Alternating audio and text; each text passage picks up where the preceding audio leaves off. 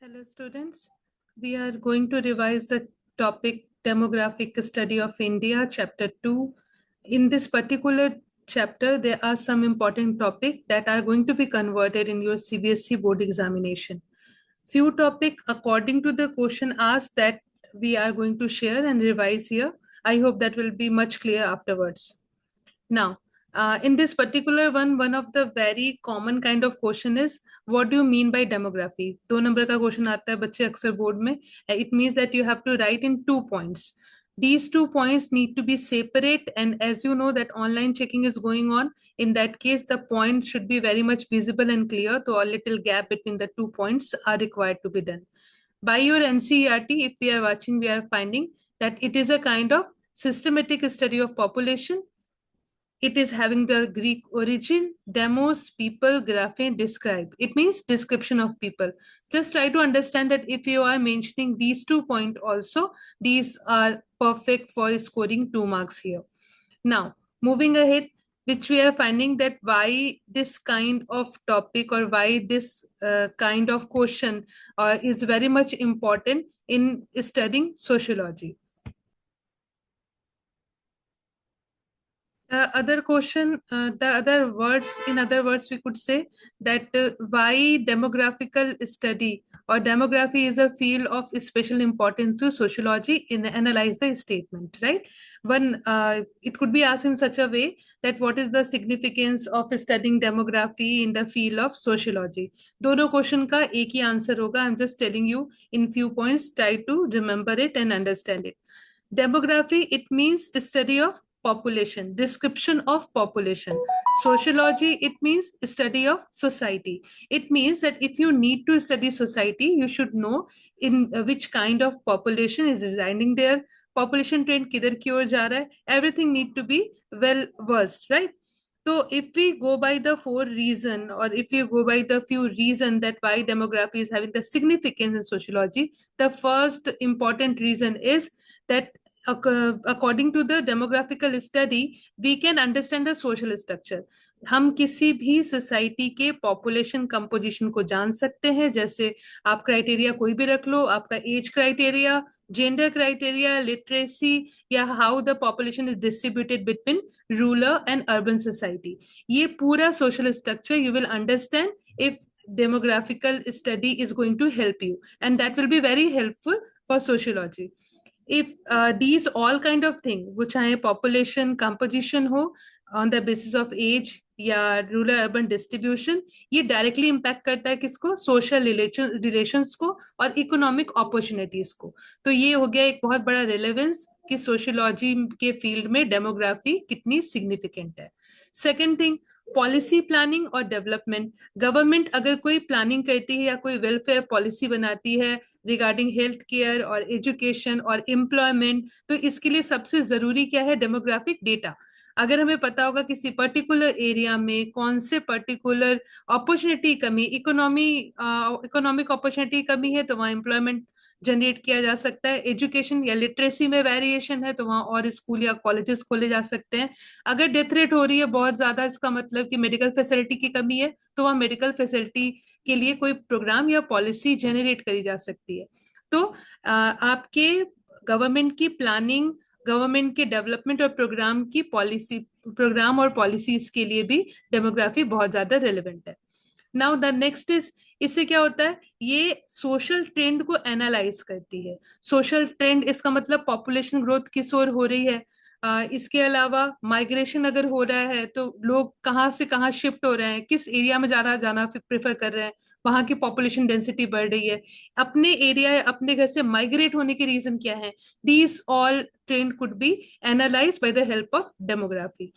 After all, if we conclude this particular question, तो आपके ये जस्टिफाई करता है कि discipline of sociology by providing concrete data on large scale social phenomena, different kind of social reason could be identified here. अगर पता चल रहा है कि there is a gender gap, जहाँ पे गर्ल्स के नंबर बॉयज के कंपेरिजन में बहुत कम है, in that case we can find it out the causes behind it, social causes behind it.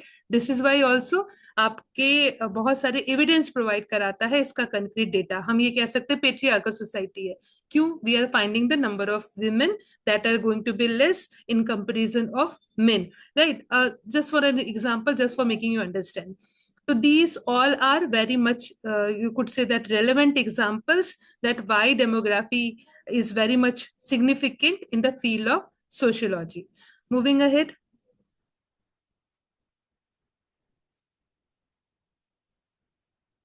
Here we are talking about the data, right? Different kind of data and how the census came to the light. कैसे आया ये light में? तो we are starting by that American census of 1719. ये आपका पहला modern census था. तो 1 mark question could be from that particular paragraph कि आपका पहला modern census कब होता है? Answer is American census in 1790. जल्दी ही ये वाला जो ट्रेंड था ये फॉलो किया गया अर्ली 18 में by Europe also, but our main topic is in India. तो in India the census begin to be conducted in this time frame 1867 to 72. But the decennial, decennial means जब आपकी population की जो study होती है, जो census होता है वो हर 10 साल पे होता हो, तो that is called decennial. This have been started from 1881. So these are few of the important kind of questions, and this is very much relevant for your 1 marker. Now, moving ahead, if you're finding that here independent India have been continuing this practice and 7 decennial census have been conducted since 1951. Last one was in 2011, right? 2011 के बाद after 10 years that should be happening in that time जो हमारा COVID time था, and that is why it was not studied in this manner. Now, the next question could be converted into 1 marker. Indian census is the largest exercise in the world. वैसे China होता, but China regular census conduct नहीं करता, इसलिए Indian census is the largest such kind of exercise in the world. Now, moving further.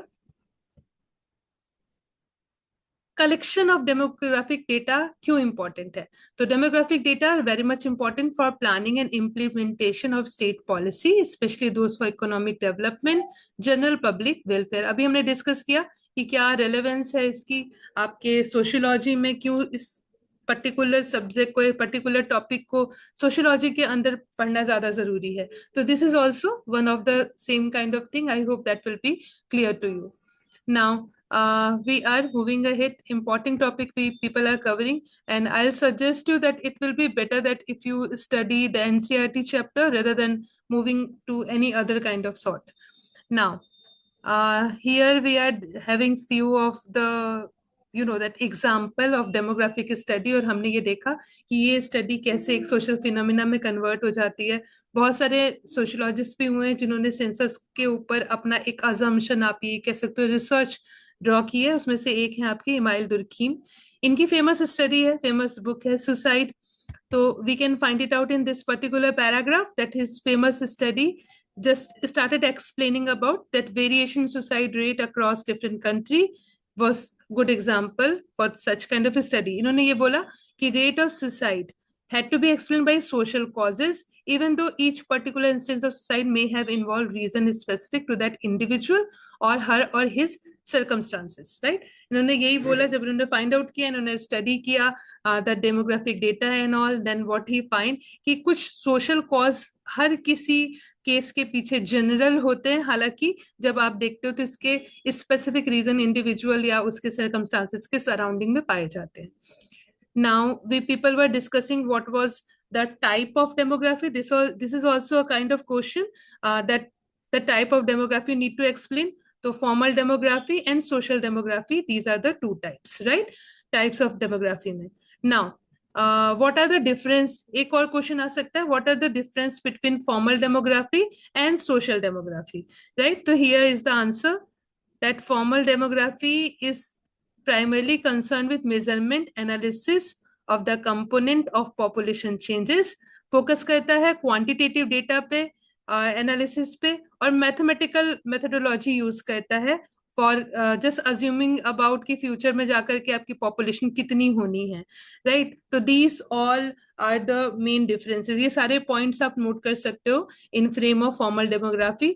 Now moving to the social demography, population study और social demography क्या है? तो ये क्या करता है? ये एक वाइडर कॉज और कॉन्सिक्वेंसेस फाइंड आउट करता है, right? It inquires into the wider cause and consequences of population structure and change. Just for an example, try to understand. हमने देखा birth rate, right? Birth rate में पर thousand कितने live birth हो रहे हैं, इससे हमें पता चला किसी भी एरिया की birth rate on an average क्या है। ये है हमारा कैलकुलेटिव अप्रोच। अब अगर हमें ये पता चलता है कि बहुत ज्यादा ही बर्थ रेट हो रही है, तो इसके पीछे का वाइडर कॉज क्या है, ये कौन फाइंड आउट करेगा? ये फाइंड आउट करेंगे सोशल डेमोग्राफर्स। उन्हें लगेगा कि कुछ तो रीजन होते हैं, कुछ तो सोशल रीजन होंगे किसी भी पॉपुलेशन ट्रेंड को बढ़ाने में, किसी भी पॉपुलेशन ट्रेंड को इनकरेज करने में, राइट? तो अब मान लो कि बहुत ज्यादा बर्थ रेट किसी पर्टिकुलर एरिया में हो रही है और हम कैलकुलेट करके बता रहे हैं, इसी से पता चला कि ज्यादा हो रही है।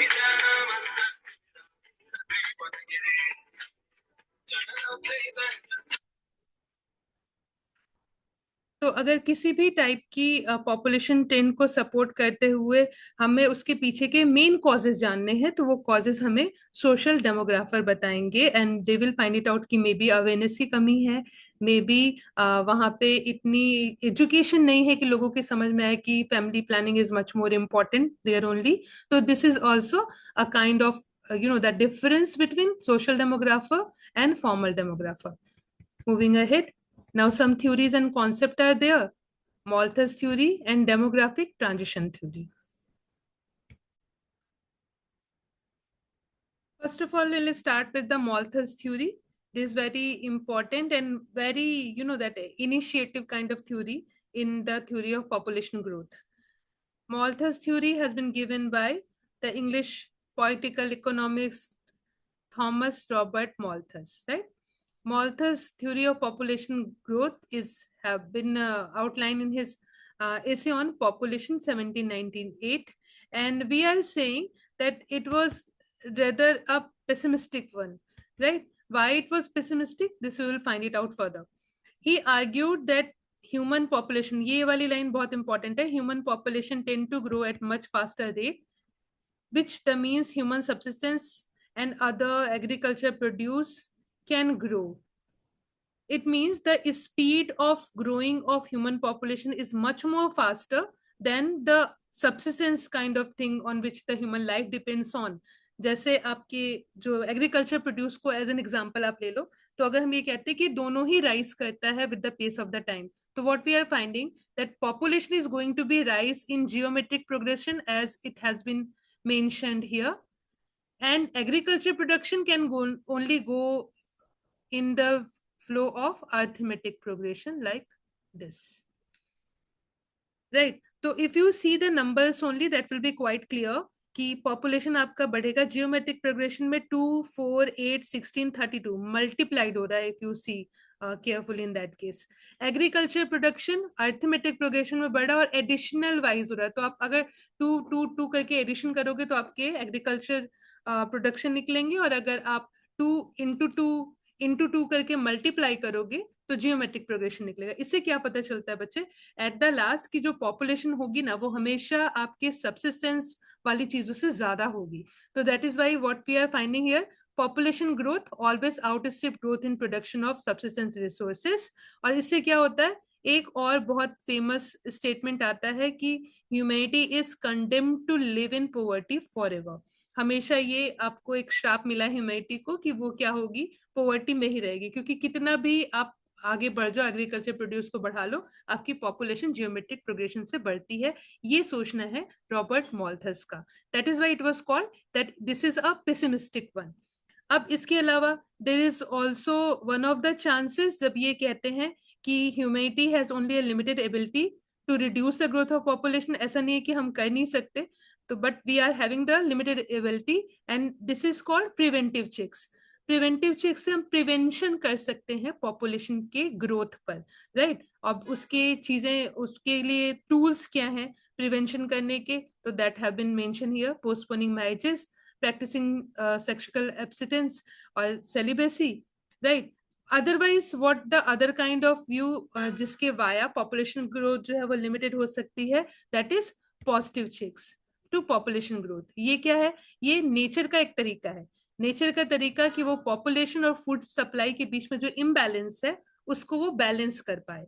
तो वो किस वे में नेचर बैलेंस कर गया, तो कोई फेमाइन हो गया, डिजीजेस होंगे, जैसे एक बार इन्फ्लुएंजा फ्लू आया बहुत पहले, that you will find in this chapter only, और millions of population have been finish, right. तो that also could be find it out, या सुनामी आती है या कोई भी ऐसा डिजास्टर होता है जिसके वाया एक बड़ी पॉपुलेशन जो होती है उनकी डेथ हो जाती है और वो लेस हो जाते हैं। तो this is a kind of way according to Malthus कि आपके पॉपुलेशन ग्रोथ और आपकी फूड सप्लाई के बीच के इम्बैलेंस को बैलेंस किया जा सके।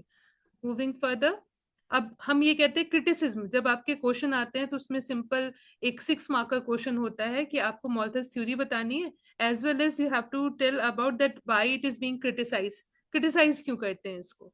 तो फर्स्ट ऑफ ऑल ये पहली थ्योरी थी, इन इसलिए बहुत इन्फ्लुएंशियल भी थी, इसीलिए मॉल्थस को फादर ऑफ डेमोग्राफी भी कहते हैं, this you need to remember. After that, if we are finding in key criticism, there is something that you will find in NCRT. You should read it. Now, what we are finding, कि the pattern of population growth begin to change in later half of 19th century, and by the end of first quarter of 20th century, the change was quite dramatic. Dramatic कैसे हुआ कि birth rate decline होने लगी, diseases जो इपिडेमिक्स आती थी in general उन पे कंट्रोल होने लगा। तो इससे पहली चीज क्या हुई कि मॉल्थस की प्रिडिक्शन फॉल्स प्रूव्ड हो गई, क्योंकि फूड प्रोडक्शन और स्टैंडर्ड ऑफ लिविंग दोनों ही राइज हुई, राइट। भले ही आपकी पॉपुलेशन की ग्रोथ भी बढ़ी साथ में, बट फूड प्रोडक्शन के भी रेट बढ़ा और लिविंग स्टैंडर्ड भी और राइज हुए। तो ये तो पहला वो क्रिटिसिज्म का क्राइटेरिया था जिसके बेसिस पे मॉल्थस की थ्योरी को क्रिटिसाइज किया गया। इसके अलावा मॉल्थस को क्रिटिसाइज किया लिबरल्स ने भी और मार्क्सिस्ट स्कॉलर्स ने भी। उन्होंने बोला कि ये सिर्फ ये कहते हैं कि पॉवर्टी की वजह सिर्फ और सिर्फ पॉपुलेशन है, but in reality what we are finding कि there is unequal distribution, unjust social system is there, unequal distribution of economic resources, resources तो हैं लेकिन ये रिसोर्सेज इक्वली डिस्ट्रीब्यूटेड नहीं है जिसकी वजह से पॉवर्टी है। तो पॉवर्टी का एकमात्र रीजन पॉपुलेशन ग्रोथ नहीं है, ये कहना है आपके लिबरल और मार्क्सिस्ट का। अभी अगर 6 मार्कर का क्वेश्चन आता है तो आप सबसे पहले मॉल्थस थ्योरी डिफाइन करोगे, आप पॉपुलेशन ग्रोथ की इंक्रीज और population growth how it is going to be you know that agriculture produce is going to be decrease, ये इम्बैलेंस डिफाइन करोगे, प्रिवेंटिव पॉजिटिव चेक्स डिफाइन करोगे, और उसके बाद ये आएगी आपकी criticism. Now, this is all about the Malthus theory. Coming to the next, the theory of demographic transition. इसको कहते हैं थोड़ी updated, upgraded one है, right? Upgraded one from the Malthus theory.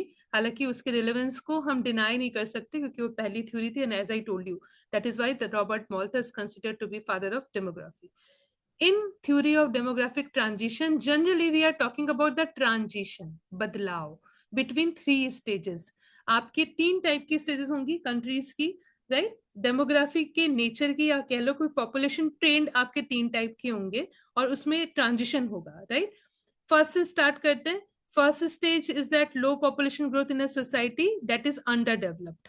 तो जो अंडर डेवलप्ड सोसाइटी होगी वहां पर पॉपुलेशन ग्रोथ जो होगी आपकी वो भी लो होगी, टेक्नोलॉजिकली बैकवर्ड होगा, ग्रोथ रेट लो होगी क्योंकि बर्थ रेट और डेथ रेट दोनों हाई होगी, that is why it is consider to be under developed, right.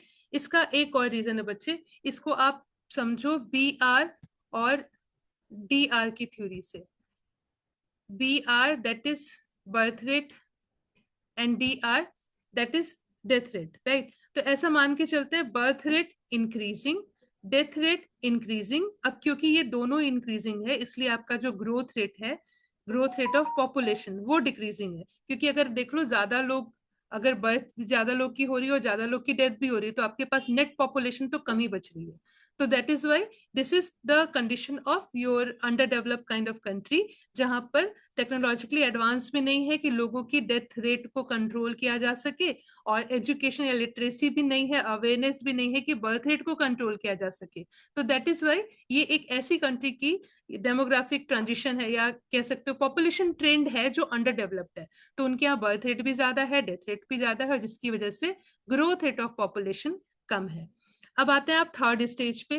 Third stage की जो पॉपुलेशन होती है, पॉपुलेशन ट्रेंड होता है इन जनरल, तो वो थर्ड स्टेज में डेवलप सोसाइटी होती है जहाँ पे डेथ रेट और बर्थ रेट दोनों ही कम हो जाती है। डेथ रेट कम हो जाती है क्यों? क्योंकि आप टेक्नोलॉजिकली एडवांस हो, मेडिकल फैसिलिटीज है आपके पास, आपका कंट्रोल है डिजीजेस पर और समहाउ फेमाइन वगैरह पर।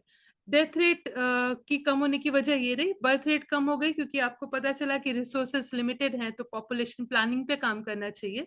तो ये उन कंट्रीज की या उन सोसाइटीज की निशानी है जो डेवलप सोसाइटी है। इन दोनों के बीच में आता है एक transitional stage of movement from backward to advance stage. ऐसा मानते हैं कि इंडिया अभी इसी ट्रांजिशनल स्टेज में है, क्योंकि हमारी बर्थ रेट उतने फास्ट डिक्लाइन नहीं हो पाई। हालांकि डेथ रेट पे हम कंट्रोल कर चुके हैं, एंड आई होप सो कि in generally in future we are going to be in develop society. Now population explosion वाले जो पॉइंट है, ये कहाँ आएगा? ये आएगा आपका ट्रांजिशनल स्टेज में, यानी सेकेंड स्टेज में। ट्रांजिशनल स्टेज डेवलपिंग कंट्री का स्टेज। डेवलपिंग कंट्री के स्टेज में पॉपुलेशन एक्सप्लोजन क्यों हो रहा है? क्योंकि डेथ रेट तो हमने बहुत इजीली कंट्रोल कर ली, बर्थ रेट हम कंट्रोल नहीं कर पा रहे, तो हमारी जो नेट पॉपुलेशन बच रही है वो ज्यादा है। तो that is why population growth यहाँ पर अधिक होने की वजह से पॉपुलेशन एक्सप्लोजन यहाँ पर ज्यादा है। Now moving further, this is all about the that study related to India as a developing country, and that is why we are studying population explosion here only. You should go through all the topic and especially the boxes here, so that you can come to know that what other kind of question 1 marker or 2 marker could be asked from it, because 6 marker question we are being discussing.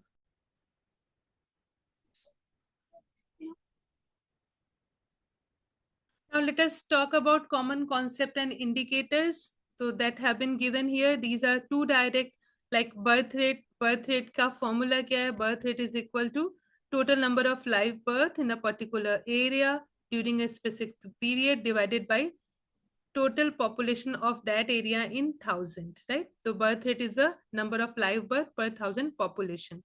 Same with the death rate, similar statistic, number of death in given area per 1,000 population. ये सारी आपके formulas हैं जो 2 marker में छोटे छोटे question के form में आ सकते हैं, जो आप जब लिखने चाहोगे। कैलकुलेशन का जनरल कुछ नहीं आता, but even then the formula need to be learn by you, कि आपने एक बार डिफाइन किया और बगल में फॉर्मूला लिख दिया, that's perfect for 2 marks.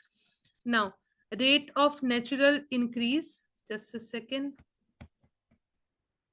The rate of natural increase और the growth rate of population. Growth rate population भी एक इंपॉर्टेंट इंडिकेटर है, और इससे हमें पता चलता है difference between birth rate and death rate का, राइट? अगर ये डिफरेंस 0 हो जाएगी, in that condition we are saying that population have been stabilized or it has reached to the replacement level. इसको समझो by the word itself, replacement level, इसका मतलब birth rate और डेथ रेट दोनों इक्वल है। जितने नंबर में death हो रही है, लोग दुनिया से जा रहे हैं, पर्टिकुलर एरिया जा रहे हैं, उतने ही लोग उस दिन बर्थ भी ले रहे हैं। तो इसका मतलब कि birth rate minus death rate is equal to 0। Replace कर दिया, जिन्होंने बर्थ लिया उन्होंने डेथ करने वालों को रिप्लेस कर दिया, that is why it is considered like replacement level. ये भी आ सकता है 2 मार्क का question, that what do you mean by replacement level, और आपको ये लिखना है, it is difference between birth rate and death rate, right? And when this difference is 0, so we can say that population has been stabilized, stable हो गई, और it has reached to the replacement level.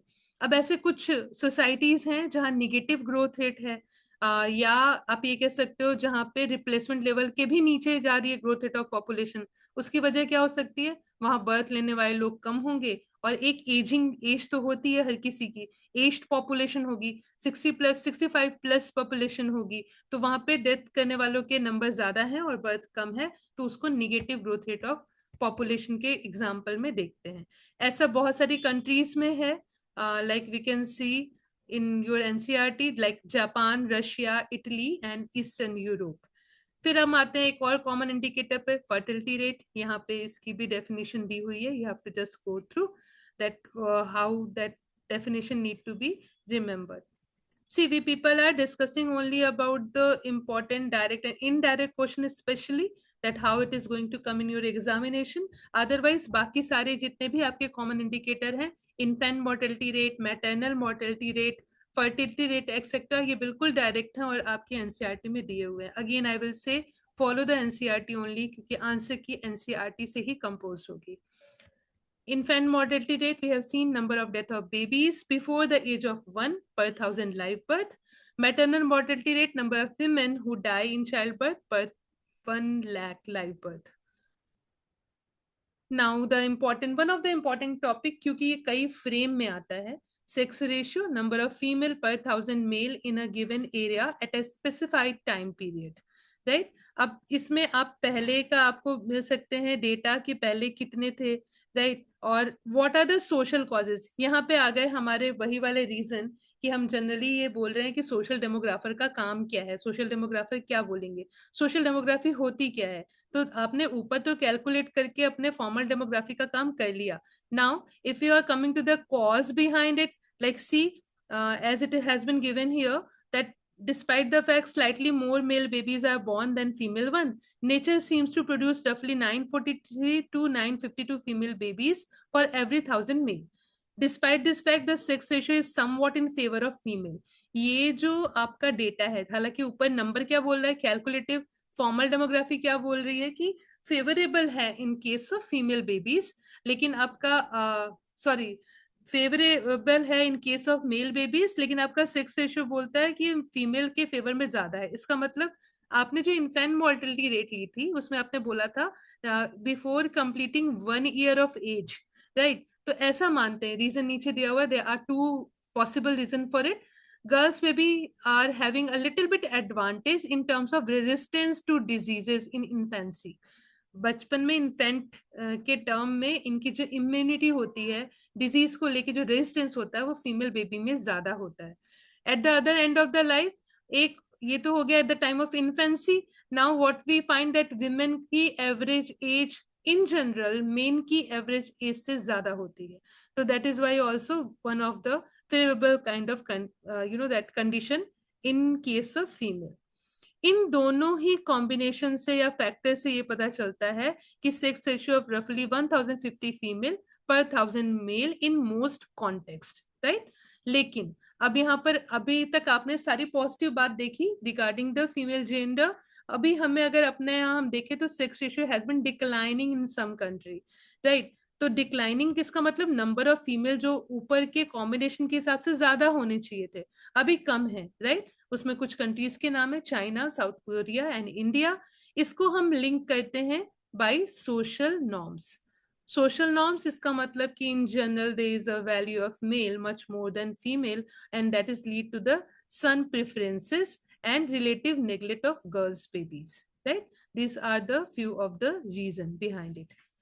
फिर हम आते हैं age structure of population पे. How age structure of population could be seen, right? इसका ये भी क्वेश्चन डायरेक्ट आता है कि आप एज स्ट्रक्चर ऑफ पॉपुलेशन से क्या समझते हैं, 1 मार्कर में भी आ सकता है. This is your answer. It refers to the proportion of person in different age group relative to the total population. जितने ग्राफ आप देखते हो सारे ग्राफ अगर एज ग्रुप में डिवाइडेड होते हैं तो वो सारे एज स्ट्रक्चर ऑफ पॉपुलेशन के ही होते हैं. It changes in response to change in level of development and the average life expectancy. Initially poor medical facilities, diseases का होना, other factors, इन सबसे क्या होता है, लाइफ स्पैन शॉर्ट हो जाती है, राइट? तो ये आपके एज स्ट्रक्चर ऑफ पॉपुलेशन की डेफिनेशन है. फिर आते हैं हम नेक्स्ट इंपॉर्टेंट पॉइंट पे जो है आपका डिपेंडेंसी रेशियो, राइट? ये भी एक तरीके से डायरेक्ट टॉपिक है. डिपेंडेंसी रेशियो इसका मतलब proportion of people which is composed of dependent. कौन होंगे डिपेंडेंट? एल्डरली पीपल होंगे जो काम नहीं कर सकते, अब बहुत बूढ़े हो गए काम करने के लिए, या चिल्ड्रन होंगे जो काम कर ही नहीं सकते, एबिलिटी नहीं अभी, they are not able to work. In proportion of working age group generally, जिसको हम डिफाइन करते हैं 15 to 64 ईयर्स वाले एज ग्रुप को. Dependency ratio is equal to the population below 15 और above 64 divided by population in the 15 to 64 age group. ये percentage via हम show करते हैं. और अगर राइजिंग डिपेंडेंसी रेशियो है तो ये चिंता की बात है कि आपके जो डिपेंडेंट है वो ज्यादा है और जो वर्किंग पॉपुलेशन है वो कम है, राइट? तो दिस इज वाई ये एक क्वेश्चन के टर्म में आता है कि why rising dependency ratio is a cause of worry in many of the country, right. तो इससे क्या पता चलता है कि आपकी एज्ड पॉपुलेशन ज्यादा है, बूढ़ी पॉपुलेशन ज्यादा है जो काम नहीं कर सकती। वर्किंग पॉपुलेशन आपकी कम है, जिसकी वजह से क्या हो रहा है कि आपकी इकोनॉमी भी नहीं ग्रो कर पा रही, बहुत ज्यादा जीडीपी पे भी इसका असर पड़ेगा। इन the same way falling dependency ratio, अगर फॉलिंग डिपेंडेंसी रेशियो कम है, डिपेंडेंट कम है, वर्किंग पॉपुलेशन ज्यादा है, इसका मतलब ग्रोथ और इकोनॉमिक ग्रोथ और प्रॉस्पेरिटी। इसको ही कई बार डेमोग्राफिक डिविडेंड के नाम से हम जानते हैं, क्योंकि डिवाइड करता है ना आपके एज स्ट्रक्चर को वर्किंग और नॉन वर्किंग पॉपुलेशन में। Size and growth of India population, ये सारे डेटाबेसेस हैं। डेटाबेस पे you have to find it out, you have to just have a little bit data regarding कि डिक्लाइनिंग के पीछे के रीजन क्या है, या पर्टिकुलर एरिया में एक ऐसा ईयर है जिसमें आपकी डेथ रेट और बर्थ रेट दोनों हाई है, तो वो इम्पोर्टेंट है। If we see the principal reason for decline the death rate after 1921 were increased level of control over famine and epidemic diseases। थोड़े से मेडिकली एडवांस हो गए थे हम एट दैट टाइम। तो आपको बस यही फाइंड आउट करना है कि इसका ट्रेंड क्या है, पॉपुलेशन चेंज का ट्रेंड क्या है। Now next is your this table that have been given here, you can see average annual growth। देखो निगेटिव ग्रोथ है कब, 1921 में। ये 1921 का ईयर इसलिए इंपॉर्टेंट है कि आप यहाँ पे देखते हो कि आपका ग्रोथ रेट कम होती जा रही है, इसका मतलब कि डेथ रेट बहुत ज्यादा थी एट दैट टाइम।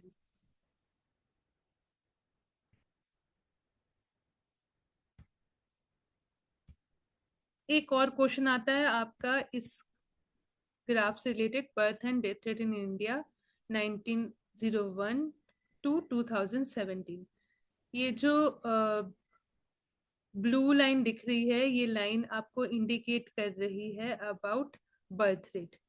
आपकी रेड लाइन आपको बता रही है अबाउट डेथ रेट। अगर तुम ये स्लोप देखो तो ये वाला आपका डायरेक्टली शार्पली फॉल है, जबकि बर्थ रेट आपका रिलेटिवली फॉल, धीरे धीरे फॉल हो रहा है, राइट। और एज ईयर वाइज आप देखते हो, ईयर वाइज भी थोड़ा अंतर पड़ता है शार्पली फॉल का, लेकिन it is still not fall like death rate.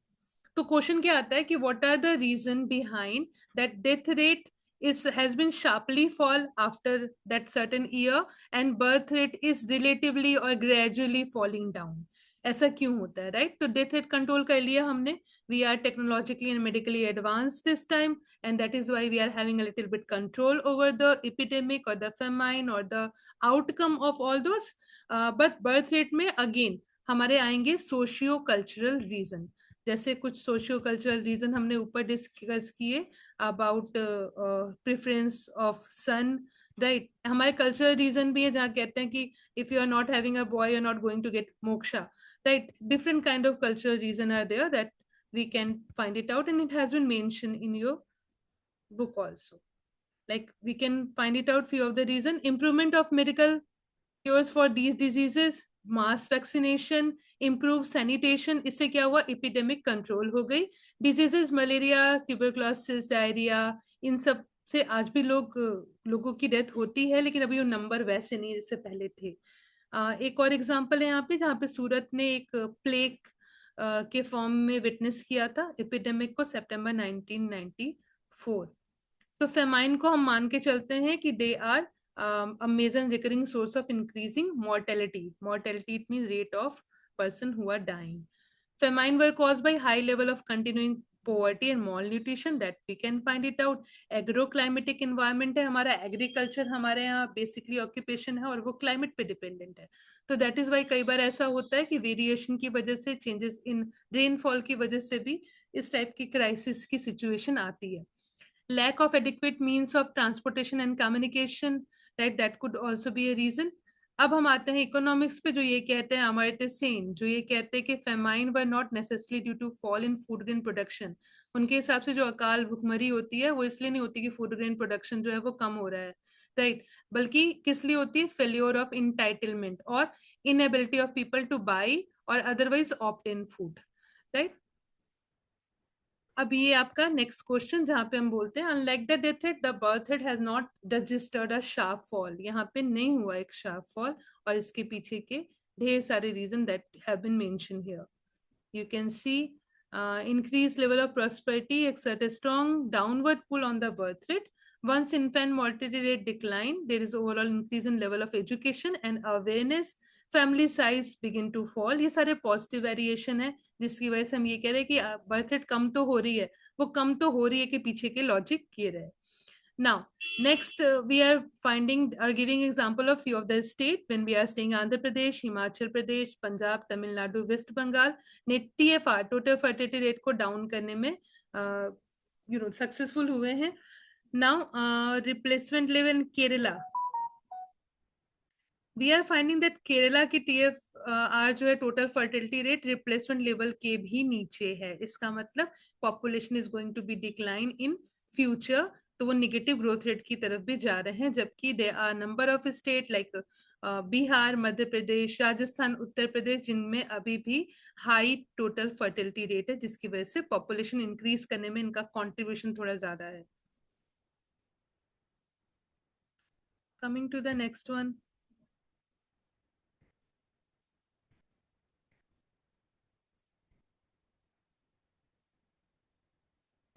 आपके एनसीईआरटी में ये पिक्चर दी हुई है जहां पर आपको कुछ डेटा मिलेंगे. कलर वाइज है, तो अगर आप 2-3 बार देखेंगे that will be remembered by you.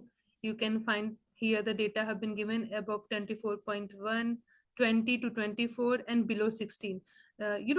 According to me, there are, if you go by this first one and the last one, and if you have remembered about the certain data, so that will be very beneficial for you.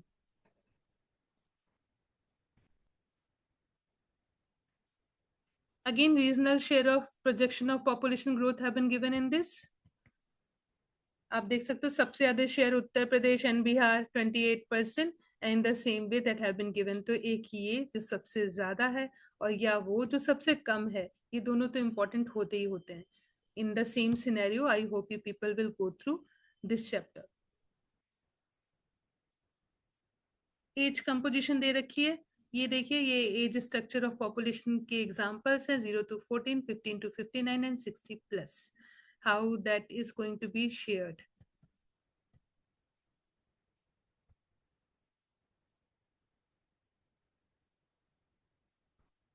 Age group pyramids. इधर आपके pyramids दिए हुए हैं boy और mail और female के. And सी, ये graph type में क्वेश्चन में आता है. अगर आपको ये ग्राफ मिल जाए और आपसे पूछा जाए कि सबसे ज्यादा growth, if you see the number, right, सबसे ज्यादा ग्रोथ वाले नंबर कौन से हैं इन 1961, you can find it out which age group is having the highest share, right. इधर ये वाला पार्ट फीमेल से सिग्निफाई होता है, इधर मेल है. So you can find it out in which year or in which age group they are having the highest contribution. In the same way it has been given in 1981. दो graph होगा तो comparative study होगी, एक graph होगा तो उससे related data भी होंगे. ग्राफ वाले क्वेश्चन को देखकर there is no need to worry, the answers are given there only. अब you see this pyramid is going to be change. ये पिरामिड चेंज होता रहता है according to the age group.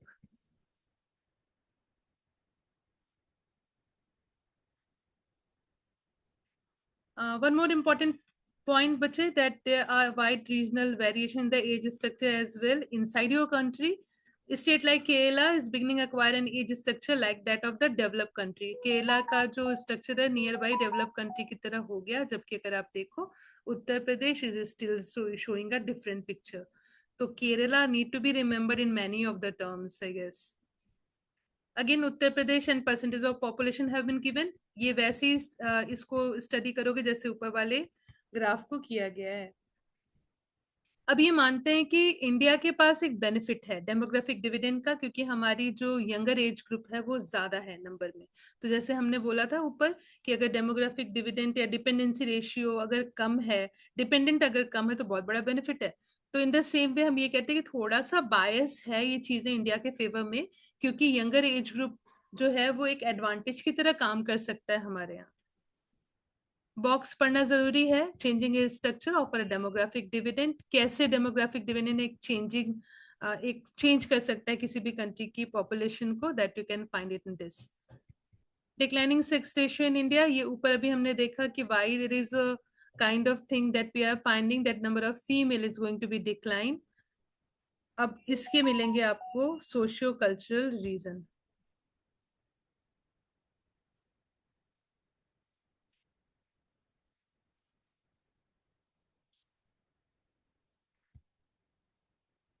ये वो रीजन है, वो स्टेट है जो आप देख लोगे colour wise it is quite clear, जिनके नंबर कम है, जहाँ पे फीमेल के नंबर 1000 के रेफरेंस में ही देखना है इसको, राइट?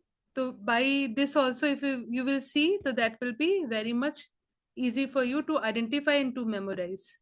अब हम आते हैं कि क्या रीजन है इसके पीछे कि they are declining in child sex ratio. ये हो गया आपके डायरेक्ट क्वेश्चन का answer, several factor held responsible.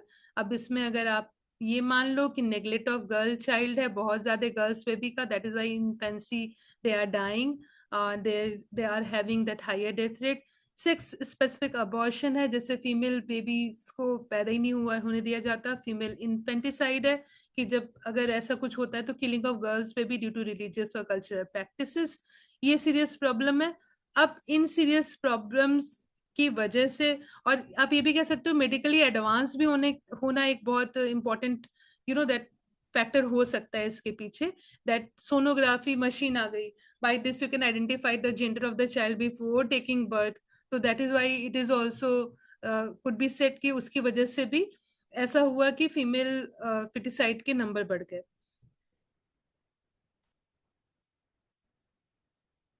Regional pattern of low child sex ratio seems to support this argument, जहां पर हम ये फाइंड आउट करते हैं few state again according to economic survey for a recent year, Maharashtra, Punjab, Haryana, Chandigarh and Delhi are having high per capita income and the child sex ratio of this state is still low.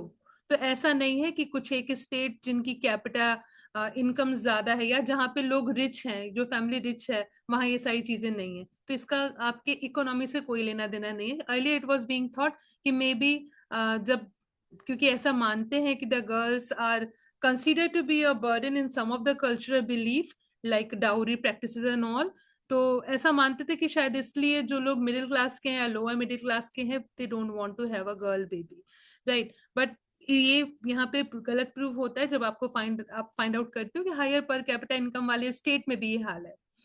Now sometimes economically prosperous family decide to have fewer children, often only one or two, और इसलिए वो sex को choose करने की भी wish रखते हैं, right? लेकिन गवर्नमेंट ने बहुत सारे स्ट्रिक्ट लॉ पास किए हैं, ये भी आपको पता होने चाहिए। There is condition of considering heavy fine, imprisonment, और इसको हम जानते हैं प्री नेटल डायग्नोस्टिक टेक्निक की वजह से, regulation and prevention of misuse act 1966 से लगा हुआ है, और इसको 2003 में और स्ट्रेंथन किया गया। इसके अलावा गवर्नमेंट ऑफ इंडिया की बहुत सारी पॉलिसीज हैं like Beti Bachao Beti Padhao etcetera, and these policy can proven to be important in increasing the child sex ratio in India. Next literacy है। अगेन जैसे आपने sex ratio gender ratio find out किया, लिटरेसी फाइंड आउट करोगे, क्योंकि ये बहुत important, as it is set literacy as an prerequisite to education and instrument of empowerment, right? क्यों? क्योंकि दे आर, अगर आप पढ़े लिखे हो, you are having more career option and you are consider to be the part of knowledge economy, right? Literacy can lead to health awareness, fuller participation in culture and economic well-being of community. ये सारे आपके benefit हैं literacy की। तो अगर ये पूछा जाए कि why it is considered to be instrument of empowerment, these all are your answers. इसके अलावा आपके वेरिएशन होंगे, कहाँ पर कितनी literacy, and you know the name of, अगर नहीं तो फिर फाइंड आउट करो the name of the most literate state of the India. Rural urban difference, यहाँ पे हम माइग्रेशन वगैरह की बात करेंगे, पॉपुलेशन डेंसिटी की बात करेंगे, नंबर ऑफ अर्बन एरिया बढ़ते जा रहे हैं टाइम के साथ, उसके पीछे क्या रीजन है, राइट? तो that also could be find it out. हम कहते हैं कि सिटी बहुत प्रिफरेबल कंडीशन है, प्रिफरेबल सिचुएशन या एरिया है किसी के लिए भी। what we are finding according to the census of India 2011, there are still more people living in rural area, but the population of urban area has increased, right? Density बढ़ती जा रही है by different kind, due to different kind of opportunity, economic opportunity and all, the people are migrating towards the urban area.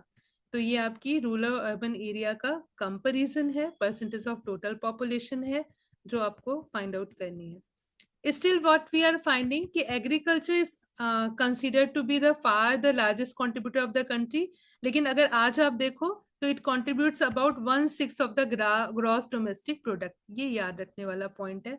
So when you are reading next time for your revision, do read it.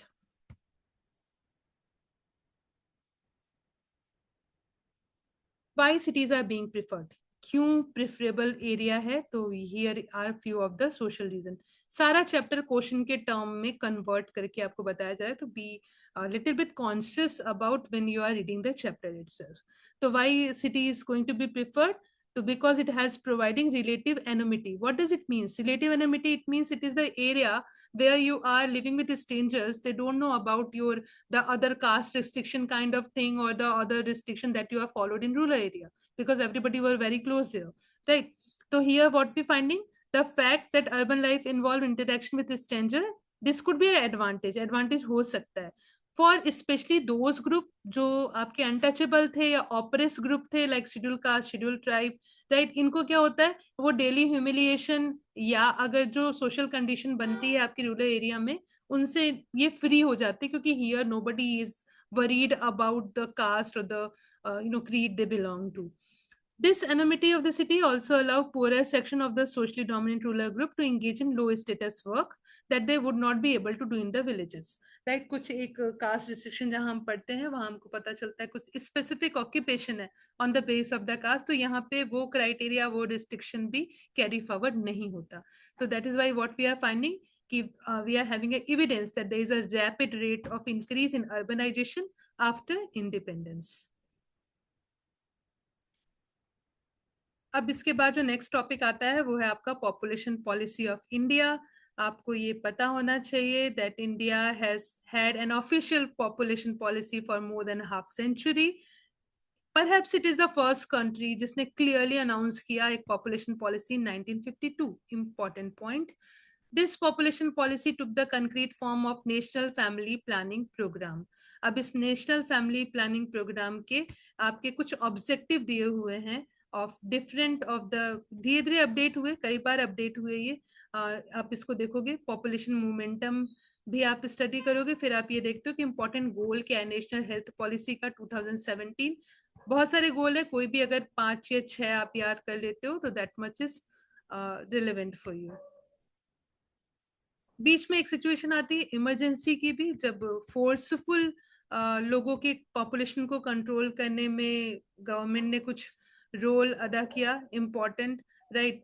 But इसमें क्या हुआ, you can just see this is from this particular one only, the population policy which we are finding. अब इसमें क्या है, rate of population को control करना. कैसे कंट्रोल करेंगे, या तो लोगों को अवेयर करें, right, and that's why the people could be aware and they could take the decision by themselves only.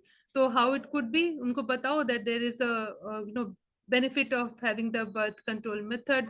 Public health के स्टैंडर्ड बढ़ाएं, पब्लिक की अवेयरनेस बढ़ाएं, लिटरेसी का भी ध्यान रखें, राइट. तो this is all the topic here.